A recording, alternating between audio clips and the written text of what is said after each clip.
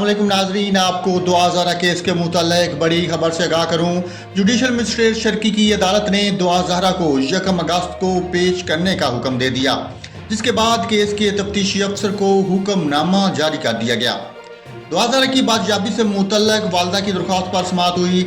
अदालत ने तफ्तीशी अफसर को हदायत की कि 2000 को बाहिफाजत आइंदा समाअत पर पेश किया जाए।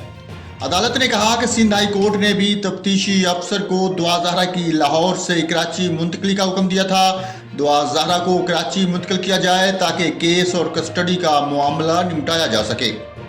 जुडिशल मजिस्ट्रेट शर्की ने दौरान समाअत मजीद कहा कि सिंध हाई कोर्ट के अहकामात की रोशनी में वालदा ने दरख्वास्त दायर की थी। 2000 के मफाद में ये दरख्वास्त मंजूर की जाती है। 2000 की वालदा सहमा काज़मी ने बेटी की बाजियाबी से मुतल्लिक दरख्वास्त दायर की थी। इस पर वकील दरख्वास्त गुजार ने कहा कि अजनबी लोग लाहौर के दारुल में दुआ से मुलाकात की इजाज़त मांग रहे हैं।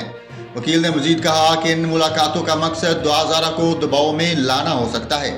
इस पर सरकारी वकील ने कहा कि मैंने टेलीफोन पर केस के तफ्तीशी अफसर को सिंध हाई कोर्ट के हुक्म पर अमल दरामद का कहा है। ताज़ा तरीन वीडियोज़ के लिए चैनल को सब्सक्राइब करके बेल आइकन और ऑल नोटिफिकेशन पर क्लिक करें ताकि आपको मिले हर खबर सबसे पहले।